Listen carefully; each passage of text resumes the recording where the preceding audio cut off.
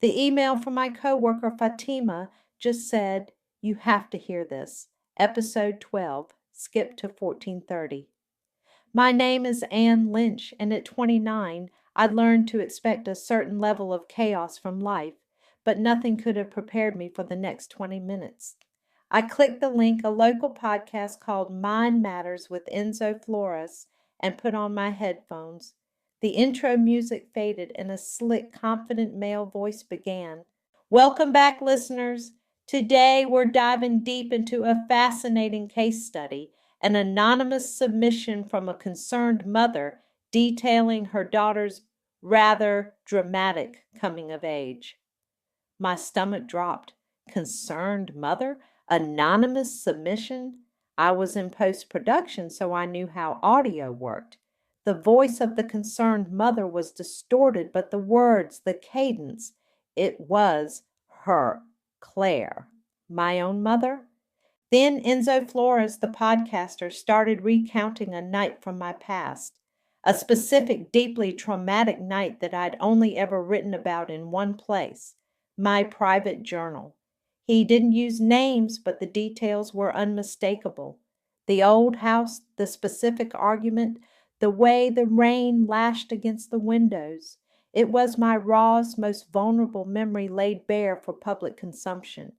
Fatima, who was 25 and sat across from me, kept glancing over, a worried frown on her face. I felt a cold dread spread through me, chilling me to the bone. I walked into the kitchen later that evening where Claire, 51, was humming, chopping vegetables for dinner. She looked up, her usual charming smile in place. "Rough day, sweetie?" "Rougher than you know," I said, my voice flat. "Did you sell my diary, Mom?" Her smile faltered just for a second. "Anne, honey, what are you talking about?" She tried to sound innocent, but I saw the flicker of guilt in her eyes. The podcast, Enzo Flores, episode 12. I watched her face carefully. She sighed, a dramatic put-upon sound. "Oh, that. Well, it wasn't selling, Anne. It was a contribution for mental health awareness. He said it would help people understand the struggles of young women, and he gave me a small honorarium for my time, that's all." She shrugged as if it were the most normal thing in the world. My blood ran cold. I felt a wave of humiliation wash over me, quickly followed by a quiet, simmering rage. I didn't say another word, just turned and walked away. I went to my room, locked the door, and put my headphones back on. I skipped to the end of the episode where Enzo Flores concluded his segment. So there you have it, folks. The anonymous girl who just needs a little perspective. Sometimes a mother's tough love is the only way to get through to them. I closed my eyes, picturing Claire's face, her casual dismissal. Perspective? Tough love? No, this was betrayal. And as the podcast ended, a single clear thought formed in my mind. Claire had just declared war, and I was going to win. The next morning, the rage was still a cold knot in my stomach, but the humiliation had started to spread. I knew I needed to talk to someone, and my younger brother, Jacoby, was the only one in the house I could even consider. He's 24, 5 years younger than me, but always been my closest ally against Claire's particular brand of chaos. I found him in the living room, scrolling on his phone, looking too casual for the storm brewing inside me. "Jacoby," I started, my voice tight, "Mom sold my diary to a podcast." He froze, his thumb hovering over the screen. His eyes, usually so open, flickered with something I couldn't quite place.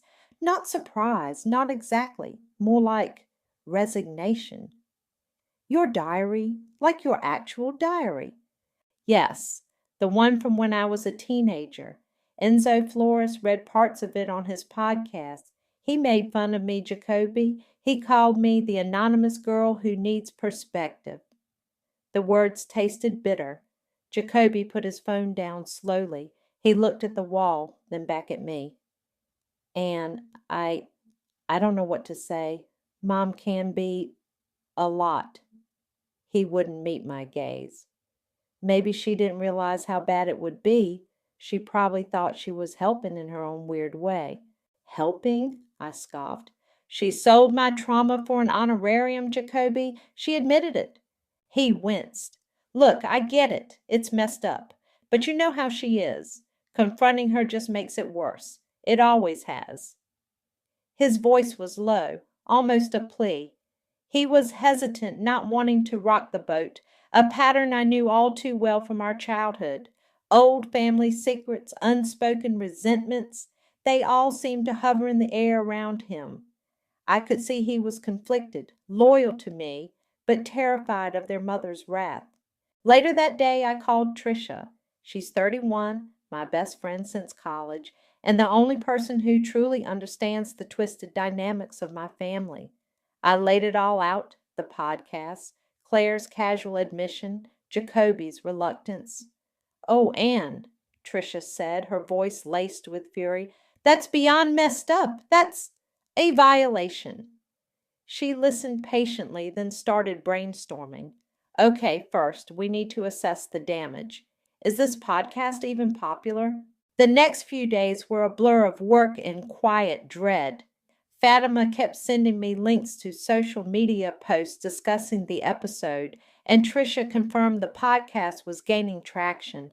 I started noticing it at work. Whispers in the break room, a few too many lingering glances from people I barely knew. The humiliation was no longer just a private shame, it was a public spectacle. One evening my phone buzzed, an email from an address I didn't recognize. Enzo Flores podcast of protonmail.com.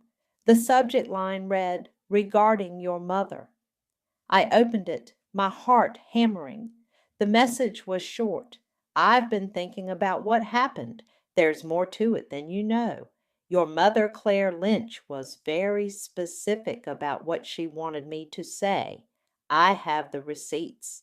My breath hitched. Claire Lynch. He'd used her full name, and he had receipts.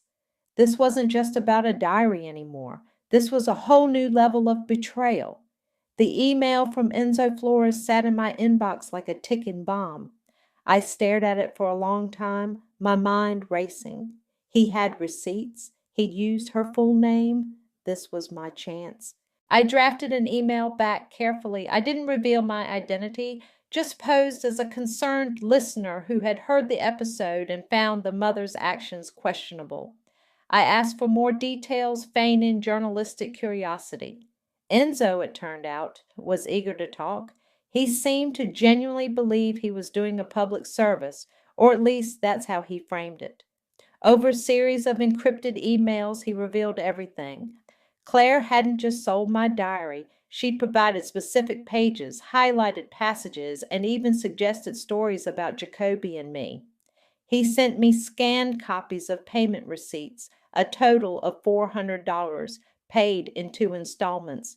He also included a list of discussion points Claire had emailed him detailing my issues, and even hinting at Jacoby's rebellious phase and need for discipline. It was sickening. She was shopping our lives, not just mine, for profit and public scrutiny. At home, Claire was a master of evasion. She'd hum a little too loudly, busy herself with chores, or suddenly remember an urgent errand whenever I tried to bring up the podcast again. Milo, my stepfather, was 56, and usually a steady, quiet presence.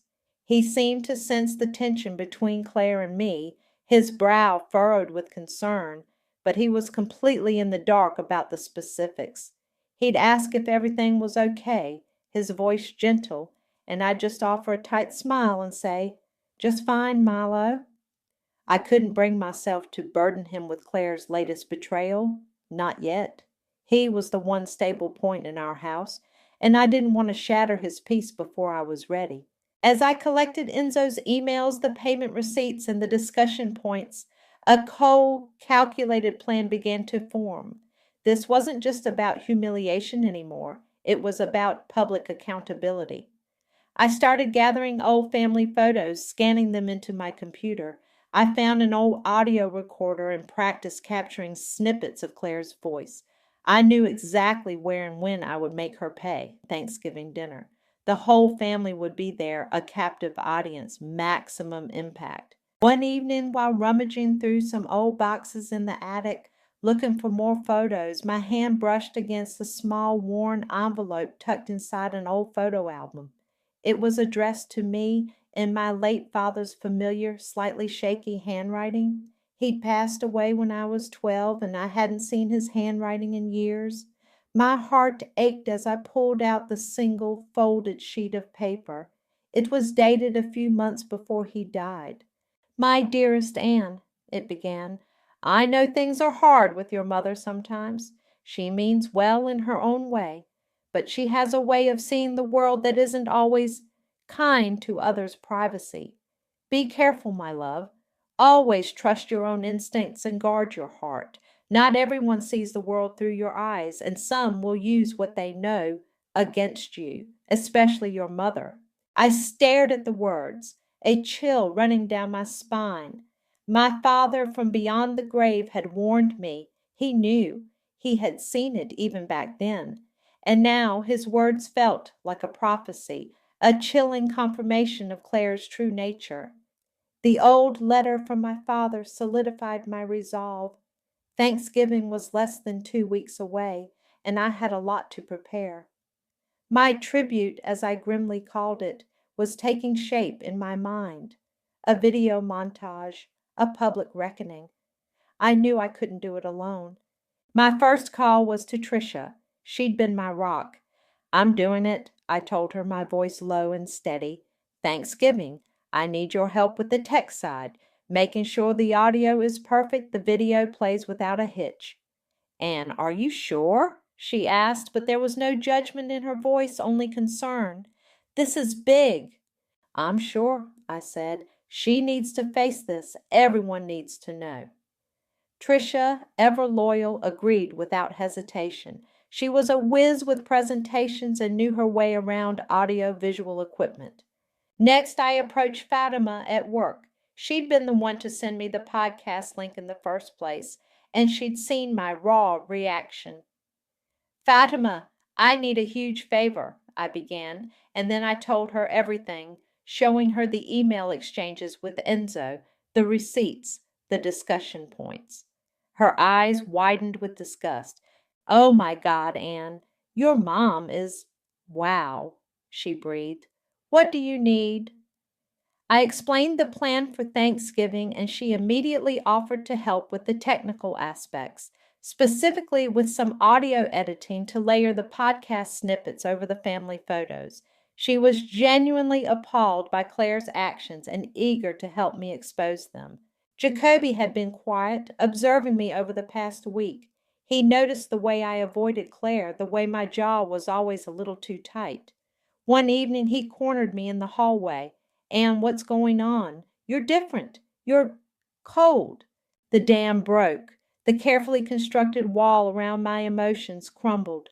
I looked at my younger brother, my ally, and the tears I'd been holding back for weeks finally spilled over. "She sold my diary, Jacoby," I choked out, the words a raw wound. "To Enzo Flores. She sold my deepest secrets for $400. She even tried to sell stories about you."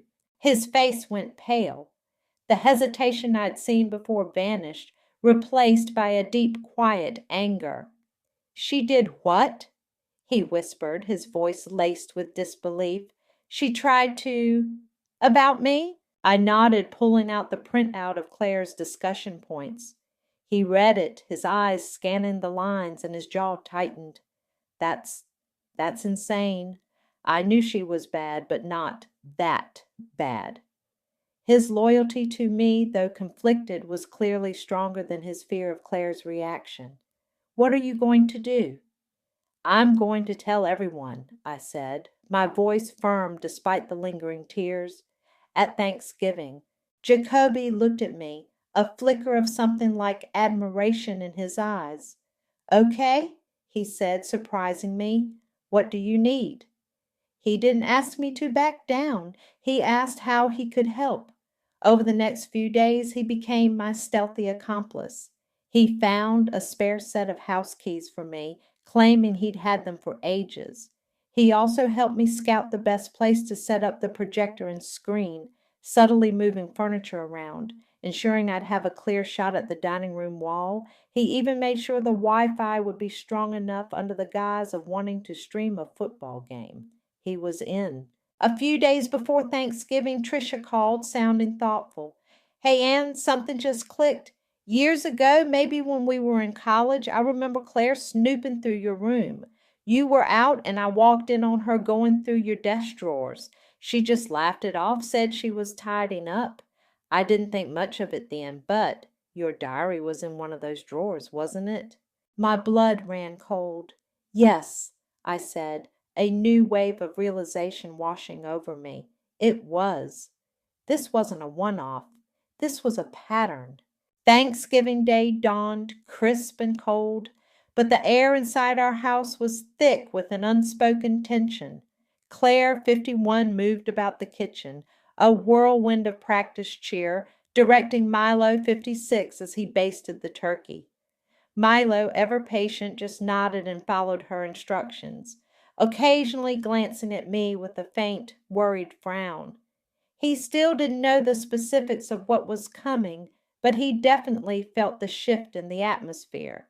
Jacoby, 24, was surprisingly calm, helping me set up the projector and screen in the living room under the guise of wanting to watch the football game later. Claire barely noticed, too absorbed in her role as the gracious host. I watched her, her outwardly charming facade firmly in place, oblivious to the carefully laid trap. It was almost unsettling how normal she seemed, completely unaware that her carefully constructed world was about to shatter. Guests started arriving around noon. First my aunt and uncle, then cousins I hadn't seen in months. Angela Santiago, 47, a longtime family friend who always seemed to see more than she let on, arrived with a bottle of wine and a keen, observant gaze that seemed to take in every nuance of the room. She exchanged a brief, knowing look with me, a flicker of something unreadable in her eyes. I wondered if she sensed the impending storm. The house filled with the smells of roasting turkey, pumpkin pie, and the forced conviviality of a large family gathering.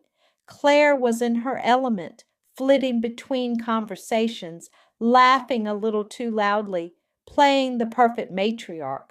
Milo, with a forced smile, announced that dinner was ready, and everyone moved to the dining room. As we all settled around the long extended table, Milo cleared his throat, holding up his glass. "Before we eat," he began, his voice warm, "I just want to say how grateful I am to have everyone here. Family is everything, and I'm thankful for all of you." He looked at Claire, then at Jacoby and me, his gaze lingering on me for a moment. I offered a tight, polite smile, my heart a cold stone in my chest. I ate slowly, mechanically, barely tasting the food. My mind was elsewhere, running through the sequence of events, the timing of the video, the exact moment I would press play. I observed the family, their easy laughter, their comfortable chatter, and felt a strange detachment. They were about to witness something that would change everything, and they had no idea. I quietly collected mental snapshots, moments for my tribute montage. Claire's performative smile, Milo's gentle sincerity, Jacoby's nervous energy, Angela's watchful eyes. Each face, each expression would be part of the tableau. Just as dessert was being served and the conversation had lulled slightly, I saw Claire's phone light up on the counter beside her. It was face up, and a new text message had just come in. My eyes, trained to notice details, caught a glimpse of the sender and the first few words. It was from a number I didn't recognize, but the message itself hit me like a physical blow. It worked. She still doesn't suspect. My breath hitched. She? Who was she? And what worked? A new layer of betrayal, a new conspiracy unfurled before me. My grip tightened on my fork. This was going to be even more satisfying than I had planned. The text message on Claire's phone, it worked. She still doesn't suspect. Fueled the cold fire in my veins. My hands were steady as I cleared my plate, the moment finally here. Claire, still basking in the glow of her perfect hostess performance, was chatting animatedly with my aunt. "Excuse me, everyone," I said, my voice cutting through the polite chatter louder than I intended. Heads turned. Jacoby, who had been lingering near the living room, gave me a quick, almost imperceptible nod. He had the projector ready. "I just wanted to share a little tribute," I continued, walking towards the living room where the screen was set up. "A tribute to family and to honesty." A few people chuckled, thinking it was a sweet gesture. Claire smiled a little too brightly, clearly expecting something saccharine. Milo looked at me, a flicker of apprehension in his eyes. I clicked the remote. The lights dimmed and the projector whirred to life, casting a bright rectangle on the wall. The first image flashed up, a childhood photo of Claire and me, her arm around my shoulders, both of us smiling. Then the audio began. Not my voice, but the slick, confident tone of Enzo Flores. Welcome back, listeners. Today we're diving deep into a fascinating case study, an anonymous submission from a concerned mother detailing her daughter's rather dramatic coming of age. A ripple went through the room. Faces started to change. Confusion, then dawning recognition. The next slide showed a photo of my old diary, its distinctive floral cover unmistakable, followed by a picture of the specific page Enzo had read from. As the podcast audio continued recounting the traumatic night from my diary, the room grew dead silent. Forks clattered onto plates. Faces reddened with embarrassment and shock. Claire's smile had vanished, replaced by a mask of horror. The montage continued. Happy family photos, overlaid with Enzo's voice dissecting my private thoughts, my vulnerabilities, my pain.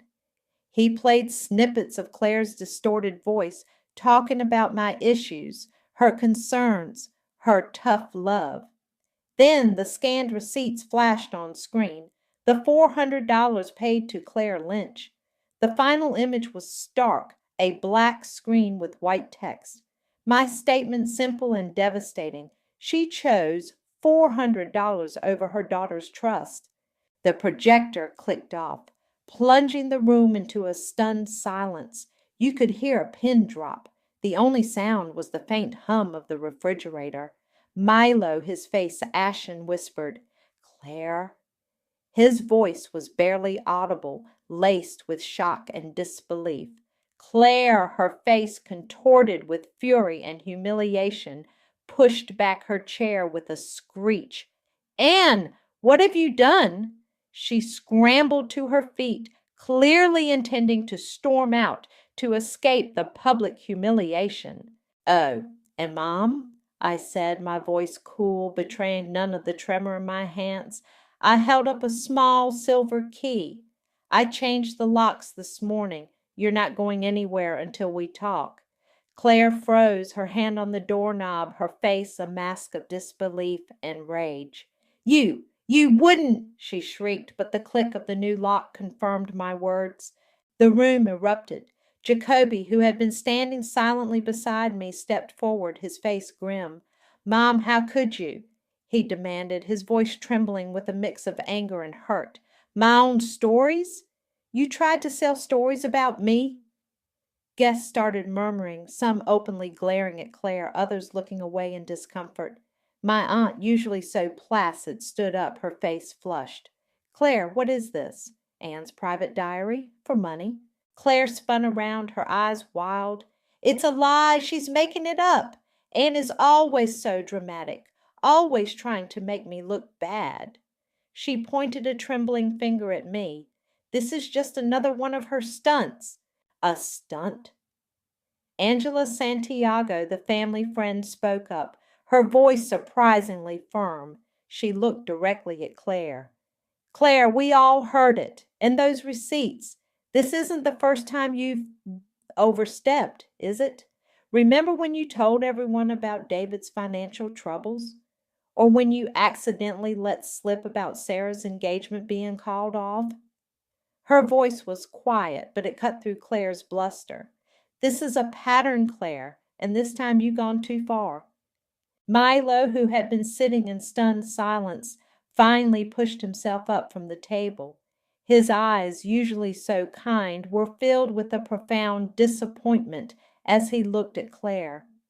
"Claire," he said, his voice low and strained, "you sold your daughter's private thoughts. You betrayed her trust for $400. He shook his head slowly, the weight of his words heavy in the air. I don't even know what to say.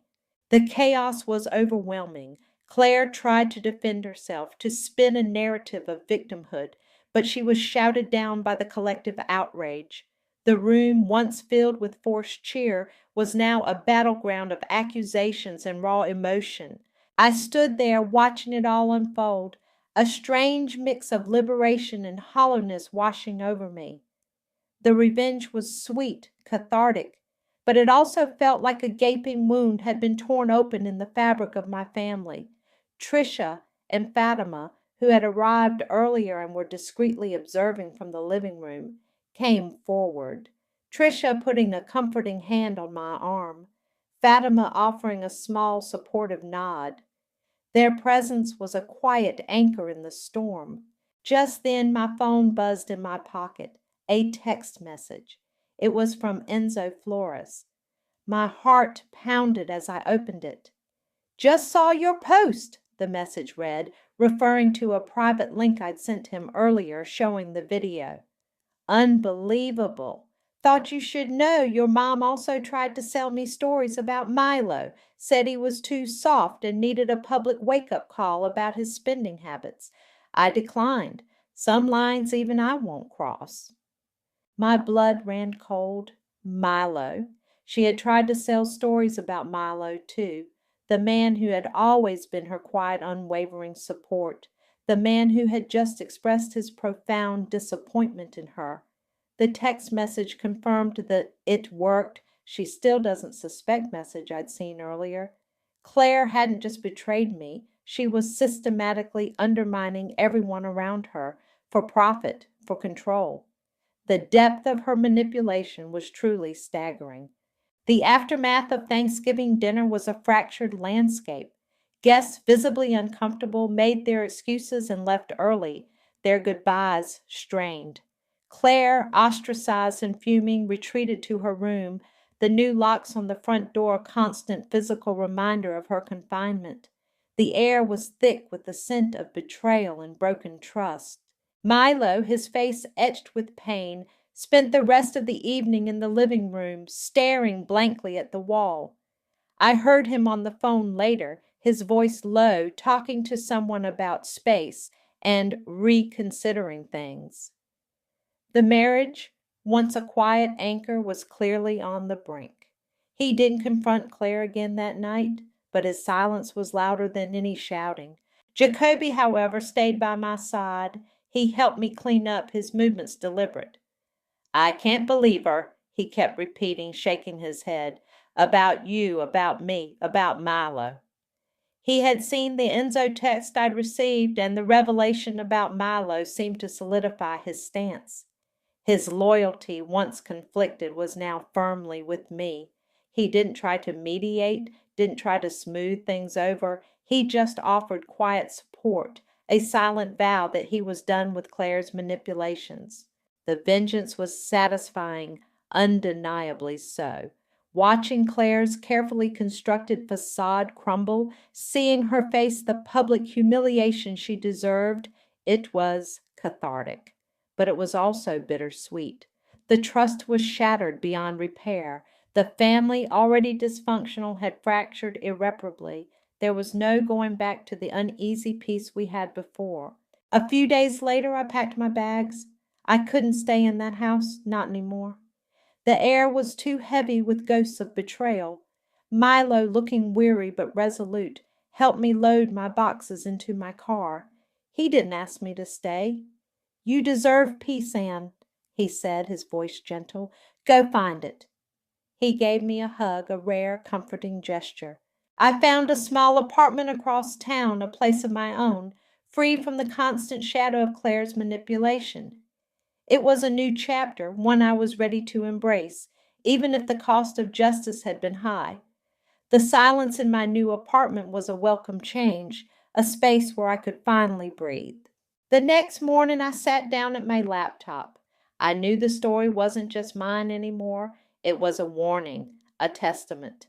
I wrote it all out, every detail, every betrayal, every calculated step of my revenge. I didn't use surnames, but the story was unmistakable. I posted it on a popular online forum known for its raw confessional stories, choosing to use my voice this time, to own my narrative. Within minutes, the comments started rolling in: support, outrage, shared experiences.